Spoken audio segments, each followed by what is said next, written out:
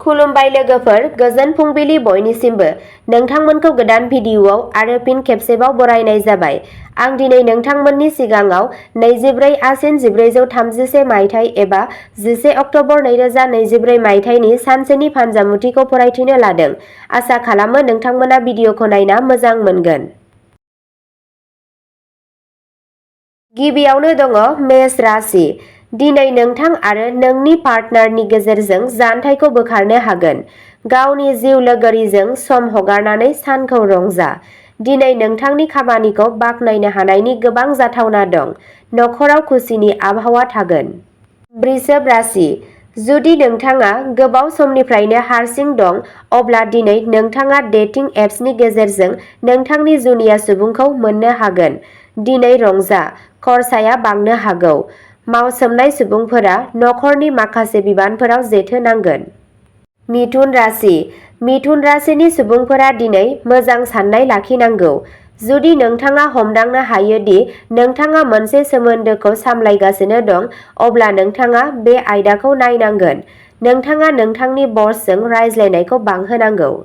कर्क राशि। गावनि पार्टनारखौ माखासे समनि थाखाय मोजाङै आरजिनाय नुनाया नोंखौ गोहोम खोख्लैगासिनो दं। दिनै नोंथाङा जायखिजाया रोखोमनि नांज्लायनायनिफ्राय गोजानाव थानांगोन।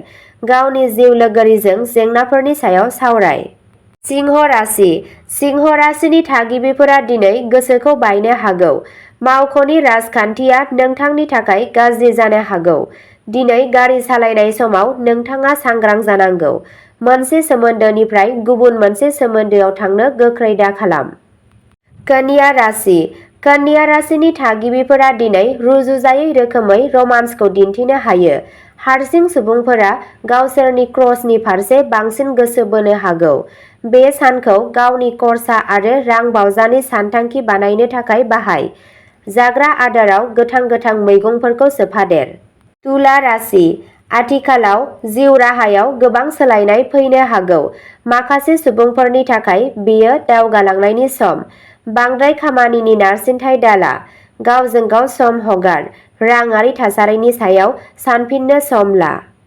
वृश्चिक राशि। नों आरो नोंनि पार्टनारनि गेजेराव सोलिबाय थानाय जेंनाखौ दिनै फोजोबनो हागोन। गावनि बिमाजों एसे सम हगार आरो बिनि सावस्रिनि फारसेबो गोसो हो।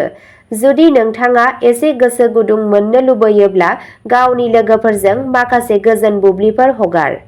धनु राशि। धनु राशिनि गोरोन्थिफोरा जाफिननो थाखाय नङा। नोंथाङा बे आयदाखौ सिगांनिफ्रायनो सोलोंखाबाय। हारसिं सुबुंफोरा दिनै डेटआव थांनो हागोन। दिनै गावनि रोंग'थिखौ दिन्थिनो जेबो खाबुखौ खोमाना दाला।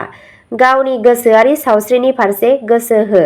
बांद्राय नारसिनथाय लानायनिफ्राय गोजानाव था। मकर राशि। मकर राशिनि थागिबिफोरा रां लेनदेन खालामनाय समाव सांग्रां जानांगौ। बेबादि गोबां खाबु दं दि नोंथाङा बाथ्रा दान्थेलायनायाव गोग्लैनो हागौ।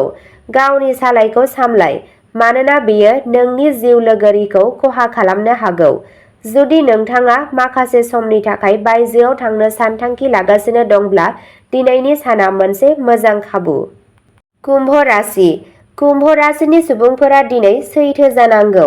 खामानिजों सोमोन्दो थानाय जेंनाफोरखौ फोजोबनो थाखाय दिनै राहा ला। हान्जानि मिटिंनि समाव रागाखौ दबथाय। रांनि बाथ्राया नोंथांनि फारसे जागोन। हारसिं मानसिफ्रा लोगोरि नागिरनायनिफ्राय जिरायथ'नांगौ, मानोना नोंथांनि जाय दं बेयो नोंथांनि खाथियाव गावनो गाव फैगोन। मीन राशि। मीन राशिनि थागिबिफोरा दिनै गावसोरनि मोनदांथिफोरखौ खुलायै फोरमायो। खामानिनि थाखाय दिनै मावसोमनाय सुबुंफोरनाव गावजों गाव सम गैया। नारसिनथायखौ बाङाइ खालामनो थाखाय नोंथांनि मोजां मोनसिननाय खामानियाव सम हो। खरसाखौ हमथा।